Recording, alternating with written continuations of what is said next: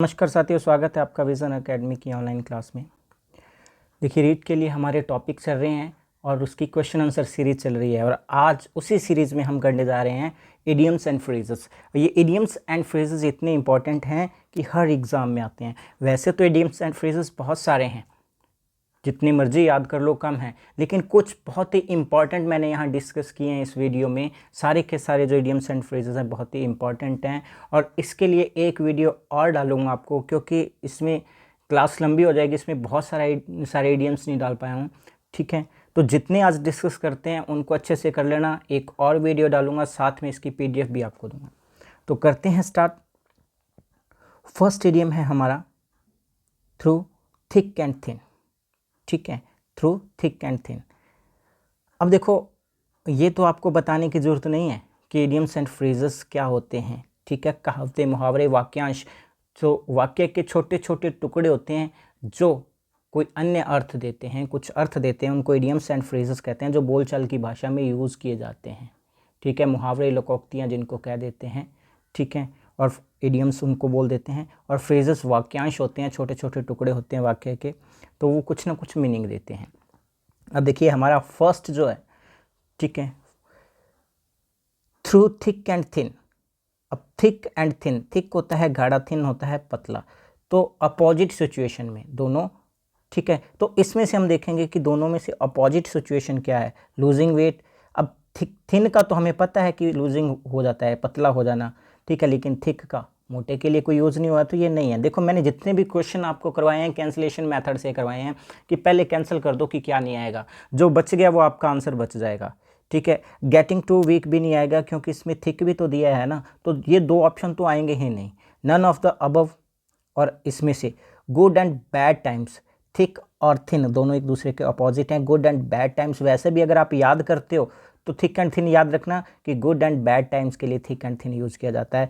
लेकिन कई बार कुछ चीज़ें ऐसी आती हैं जो हमारे कॉमन सेंस से सॉल्व हो जाती हैं, हमें याद भी नहीं है तो भी हम इस चीज़ को समझ सकते हैं कि थिक एंड थिन दो अपोजिट टर्म्स हैं। तो इनमें से अगर अपने को गैस भी लगाना हो तो कौन सा होगा, कि ये दो तो कट गए, तीसरा नन ऑफ दीज है, तो अपने पास एक बचा, और एक बचा इसको हमने पढ़ा गुड एंड बैड टाइम्स, तो ये अपोजिट टर्म है दोनों, तो ये हो सकता है। तो वैसे अगर जिसको याद है वो क्या है, गुड एंड बैड टाइम्स पे टिक करेगा। ठीक है, नेक्स्ट हमारा क्वेश्चन है होल 9 यार्ड्स। होल 9 यार्ड्स, ठीक है, ये कंप्लीटनेस को बता रहा है।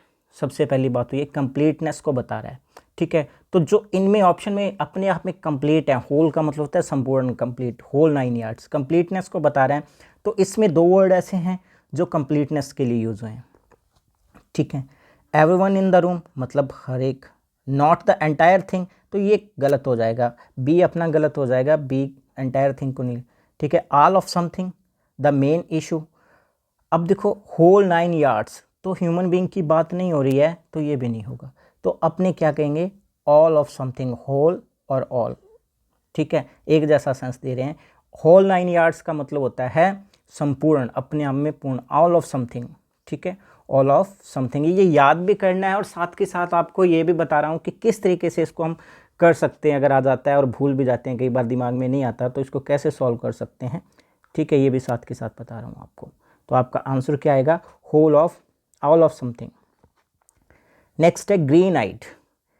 ग्रीन आइड पर्सन कहते हैं वेरी जेलियस पर्सन को, बहुत ज़्यादा जेलसी, ईर्ष्यालु व्यक्ति को कह देते हैं जेलियस, ग्रीन आइड पर्सन। ठीक है, he is a green eyed person. ठीक है, तो जेलियस के लिए क्या आता है, ग्रीन आइड, ये याद कर लेना। ठीक है, नेक्स्ट देखिए, नेक्स्ट है वील एंड वो। अब देखो, वो तो होती है मुसीबतें, जितनी भी मुसीबतें होती हैं उसको बोल देते हैं। ठीक है, और व्हील वैसे तो एक घाव होता है, लेकिन व्हील वेल्थ से भी बना है। ठीक है, व्हील वेल्थ का कुछ हिस्सा है, मतलब अच्छे दिन। ठीक है, हम कह सकते हैं। ठीक है, वेल्थ से बना है, थोड़ा सा धन दौलत की बात ऐसी लग रही है। ठीक है, मुश्किलें और जो अच्छे दिन दोनों हैं। ठीक है, फ्रेंड एंड एनिमीज़, ये भी हो सकते हैं व्हील एंड वो। ठीक है, prosperity and adversity, fat and thin, none of above. तो अब देखो, व्हील और वो क्या होता है, मुसीबत जब आती है उसको एडवर्सिटी बोलते हैं, एडवर्सिटी। ठीक है, तो हमारा ऑप्शन हो जाएगा बी। ठीक है, प्रॉस्पेरिटी संपन्नता को, धन दौलत को कहते हैं, तो इससे वेल्थ क्लियर हो रहा है, इससे मुश्किलें क्लियर हो रही हैं, तो प्रॉस्पेरिटी एंड एडवर्सिटी के लिए आया है ये ध्यान रख लेना, व्हील एंड वो, ठीक है। Spill the beans, spill the beans, ये क्या है? बीन क्या होती है? जैसे अब मटर है, ठीक है, मटर को आप छीलते हैं तो उसके अंदर से बीन्स निकलते हैं, तो कुछ चीज़ खुलकर बाहर आती है और उसमें मटर कैसे निकलेंगे, अच्छे होंगे बुरे होंगे, बाद में पता चलता है जब हम खरीद के लेके आते हैं, ठीक है। तो जब उसको ओपन करते हैं तभी पता चलता है कि कईयों में कीड़े भी होते हैं, तो वो सीक्रेट हमारे सामने आ जाता है। Revealing a secret, create a child to tell a nasty thing to make fuss, ऐसा कुछ नहीं है इसमें, सिंपल सी बात है। स्पिल द बीन, स्पिल का मतलब होता है ओपन करना, खोलना, और आप इस चीज़ को, किसी चीज़ को ओपन कर रहे हैं तो किसी सीक्रेट को ओपन कर रहे हैं, ठीक है। Revealing a secret. A man of straw, straw क्या होता है? घास का तिनका, ठीक है, घास का तिनका, सूखी घास का तिनका, ठीक है, घास का तिनका है। तो एक आदमी उस घास के तिनके के समान है, मतलब उसके पास कुछ भी नहीं है, ठीक है। A man with no mean, a generous man, a man of character, तो जो बंदा घास के तिनके के समान है, ना तो वो जेनरस है और ना ही वो मैन ऑफ करेक्टर हो सकता है, ये दोनों गलत हो गए। A man of no substance, a man with no means, तो इसमें घास के तिनके के समान वो होगा जिसके पास कुछ भी नहीं है, ठीक है, बिल्कुल। A man of no substance, बिल्कुल जिसके पास कुछ भी नहीं है, कोई पदार्थ नहीं है, जिसके पास खाली है, ठीक है, उसको बोल देते हैं ए मैन ऑफ स्ट्रॉ। नेक्स्ट देखिए, give cold shoulder.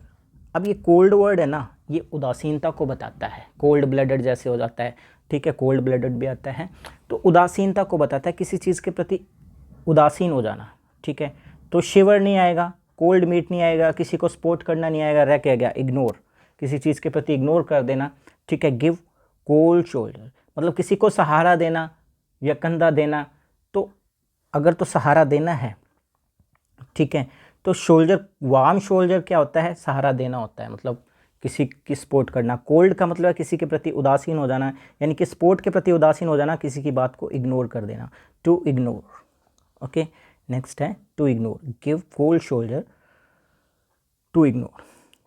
Hold one's horse, hold one's horse, तो अपने घोड़े को काबू में रखना। होल्ड वंस हॉर्स, अपने घोड़े को काबू में रखना मतलब पेशेंस रखना, धैर्य रखना, सब्र रखना, क्योंकि हमारे जो माइंड की, हमारे शरीर की लगाम अपने हाथ है। हम पैशन रखेंगे, सब्र रखेंगे, पेशेंस रखेंगे।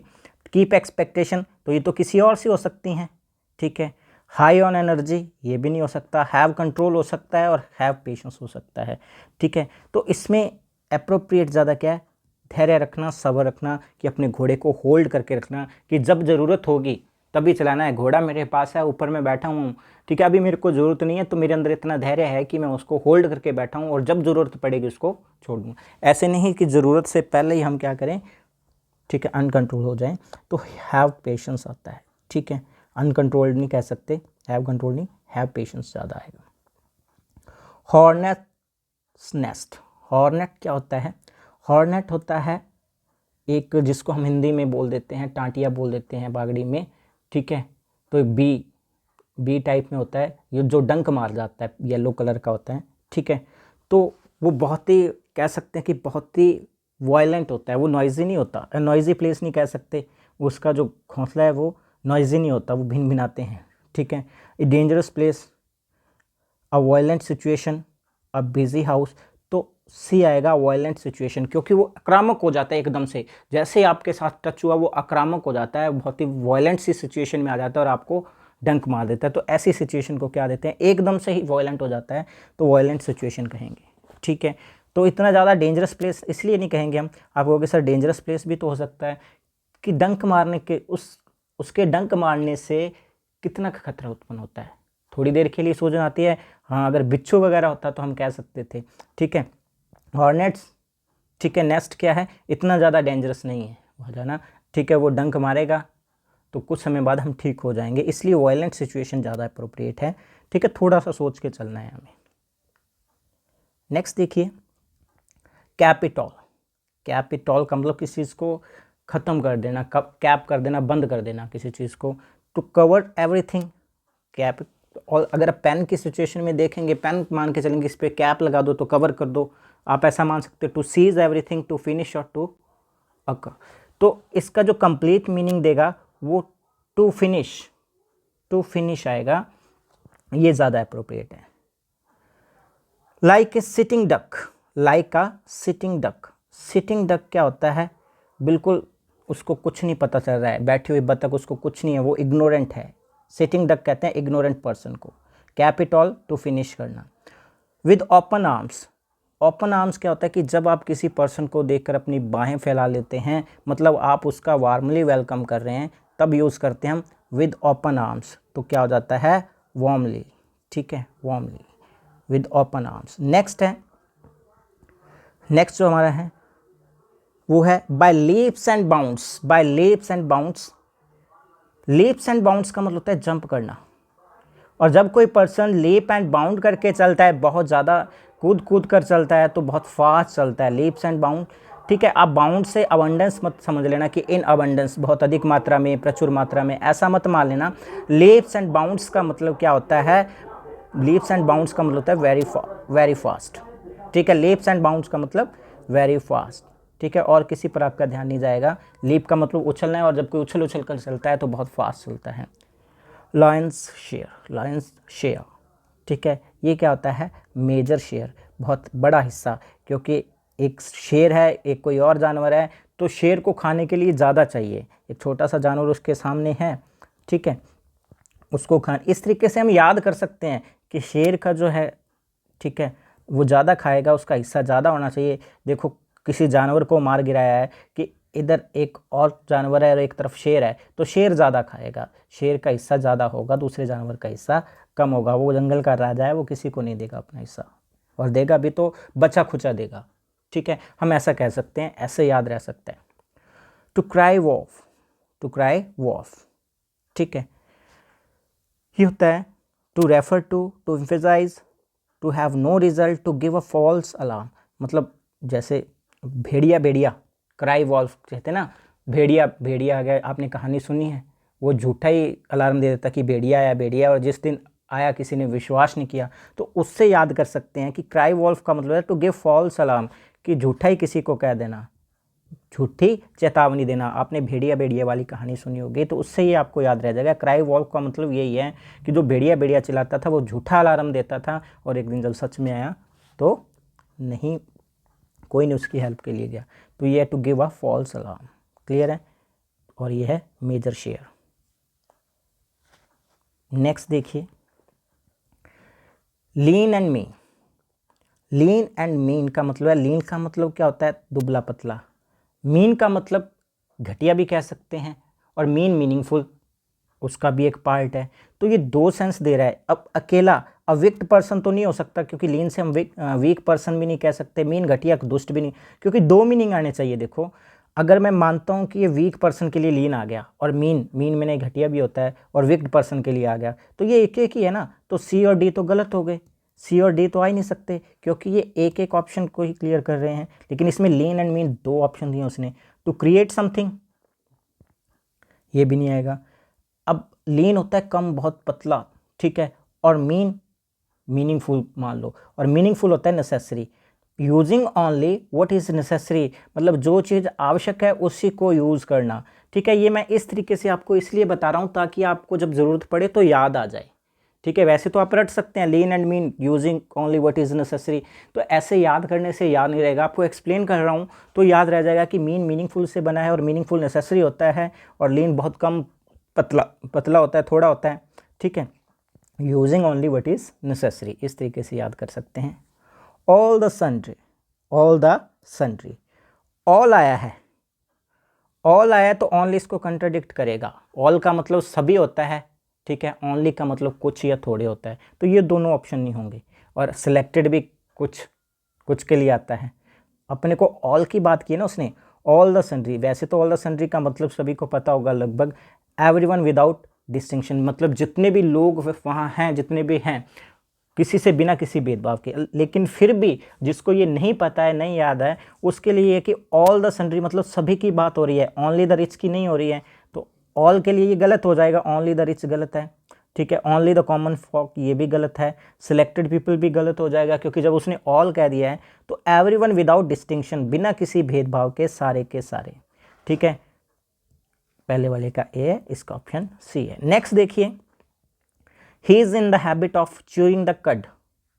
च्यूइंग द कड क्या होता है? जुगाली करना, ठीक है। ऊंट हो गया, गाय होगी, कुछ भोजन को खाते हैं, उसको मुंह में बार बार चबाते रहते हैं, जुगाली करते रहते हैं। और कोई बंदे की हैबिट ऐसी है कि च्यूइंग द कब, वो जुगाली करता रहता है। अब जुगाली करेगा तो क्या करेगा? एक्यूजिंग अदर, नहीं, दूसरों पर आरोप नहीं।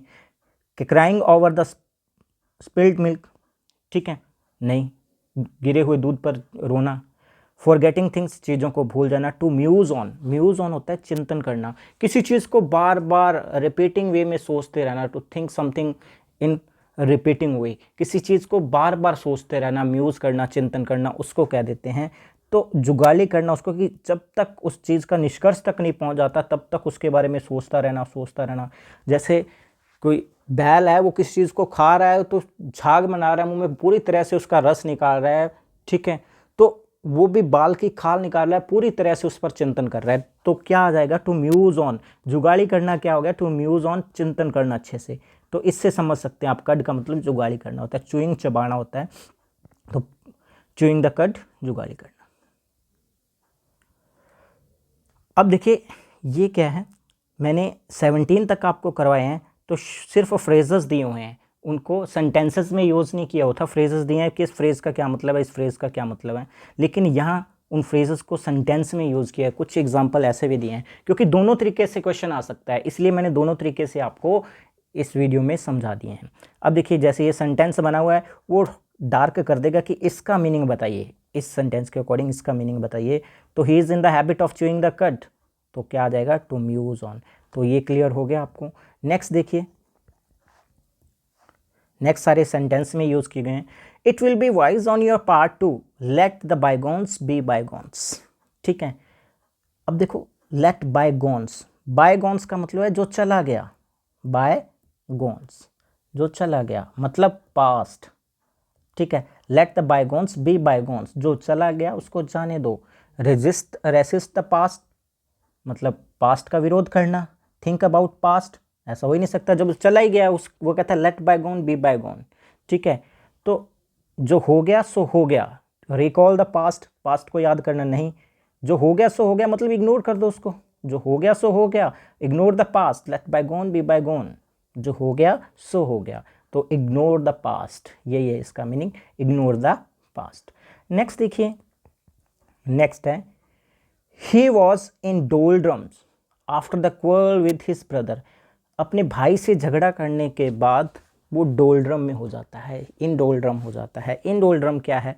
केयरफुल हो जाता है, पागल हो जाता है, लो स्पिरिट हो जाता है, एंग्री हो जाता है, ठीक है। तो डोलड्रम का मतलब होता है उदासी में आ जाना, ठीक है, उदास हो जाना। तो उदास होने का मीनिंग कौन सा दे रहा है? पागल हो जाना नहीं होता है, केयरफुल नहीं होता है, एंग्री नहीं। तो उदास होने का लो स्पिरिट, लो स्पिरिट का मतलब है उदासी। तो अपना आंसर क्या आएगा? इन डोलड्रम्स का मतलब लो स्पिरिट।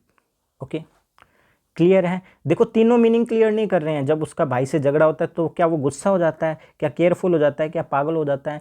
इसके लिए आपको थोड़ा सा याद करना पड़ेगा कि डोलड्रम का मतलब होता है उदास हो जाना, और उदासी के लिए यहाँ एक ही मीनिंग है, ठीक है, उदासी के लिए एक ही मीनिंग है। नेक्स्ट है, if someone drops A bombshell, he drops A bombshell, ठीक है। अगर कोई बॉम्बशेल ड्रॉप करता है तो वो क्या करता है? Make a serious mistake, creates a big problem, attacks his enemy, give some big bad news. अब देखो किसी जगह पर बॉम्बशेल गिराना, ठीक है, ऐसा नहीं है कि अटैक द एनिमी करना है, क्रिएट करना कोई बिग प्रॉब्लम। तो बॉम्बशेल यहाँ कहा गया है give some big bad news, किसी को बैड न्यूज़ देना, उसके लिए ड्रॉप से बॉम्बशेल यूज़ होता है, ठीक है। क्लियर है यहाँ तक? तो इसका आपको थोड़ा देखना पड़ेगा, ये याद कर लेना, ड्रॉप से बॉम्बशेल का मतलब है give some big bad news, क्योंकि इसमें सारे ऑप्शन लगभग आपको ऐसा लगेगा कि सही है, कि कोई बड़ी गलती कर देना, कोई प्रॉब्लम क्रिएट करना, बॉम्ब गिरा दिया या अटैक कर दिया, तो ऐसा आपको फील होगा कि ये भी हो सकते हैं, लेकिन इसका आपको याद करना है कि give some big bad news. Next देखिए, if you read between the lines you will appreciate what he writes, ठीक है, ये 2 बार लिखा गया है। If you read between the lines you will appreciate what he writes. आपको तो ये समझना है, रीड बिटवीन द लाइन का मतलब क्या है? कैन रीड लिविंग लाइन्स, कि आप लाइनें छोड़ छोड़ कर पढ़ सकते हैं? नहीं। आप एप्रिसिएट तभी करेंगे जब पूरे पढ़ेंगे। Can read a lot quicker, बहुत तेज़ी से पढ़ना, नहीं।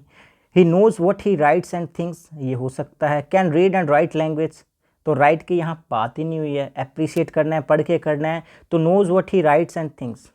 ठीक है, आप किसी राइटर के बारे में पढ़ रहे हैं और उनकी रीड बिटवीन द लाइन, ठीक है, जो लिखा है उसके बिटवीन, उसके क्या माइंड में चल रहा होगा, तो उसको कह देते हैं knows what he writes and things. जब आप उसको पढ़कर ये समझ आते हो कि उसकी सोच क्या है जब उसने ये लिखा है, उसको कह देते हैं read between the line. All his schemes ended in smoke, ended in smoke का मतलब है कम टू नथिंग, मतलब जितने भी प्लान बनाए थे सब खत्म हो गए। बर्नट अप नहीं कह सकते, attracted everybody, got on fire नहीं कह सकते, कम टू नथिंग, उसका कोई फ़ायदा नहीं हुआ, धुआं बनकर उड़ गए। उसने इतनी बड़ी बड़ी स्कीम्स बनाई थी लेकिन सारी की सारी scheme and up in smoke हो गई, मतलब कम टू नथिंग, उसका कोई रिजल्ट नहीं निकला। ठीक है। She is too fond of her own voice, fond of her own voice का क्या मतलब है? लव सिंगिंग, या फिर very selfish, doesn't listen properly to anyone else और लाइक्स हर वॉइस, अपनी खुद की आवाज़ पसंद करना नहीं है। ठीक है, क्योंकि सेम चीज़ सिमिलर तो देगा ही नहीं जो सामने दिख रही है, कुछ ना कुछ तो उसने सेंस इसका दिया ही होगा। इडियम्स एंड फ्रेजेस का मतलब होता ही यही है कि वहाँ दिख कुछ रहा है और उसका मीनिंग कुछ और होता है, तो सेम तो आएगा ही नहीं कि अपनी आवाज़ को पसंद करना, सिंगिंग को पसंद करना नहीं, सेल्फिश होना, ऐसा कुछ नहीं है।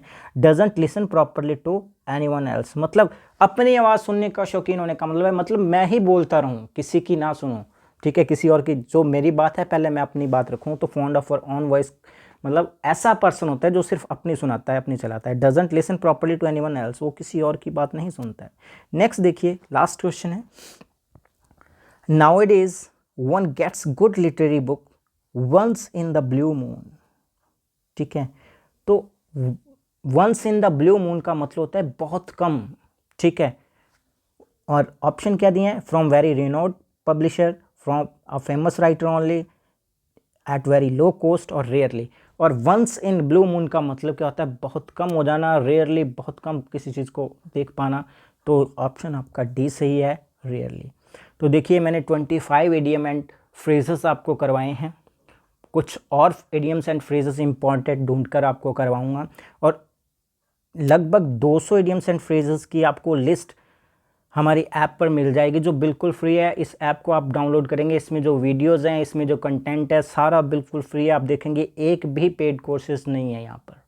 ठीक है, तो आपको जितने भी पीडीएफ्स हैं, जितने भी टॉपिक करवा रहा हूँ, देखो वीडियो में 200-300 डिस्कस करना बहुत मुश्किल होता है। इसके अलावा कोशिश करेंगे कि हम उसमें से अच्छे अच्छे जो हैं, इंपॉर्टेंट हैं, वो ढूंढ के आपको पीडीएफ प्रोवाइड करवा दूँ। और मेरी कोशिश है कि एक 50 इडियम्स एंड फ्रेजेस की एक और वीडियो आपके लिए लेके आऊँ बहुत ही जल्दी।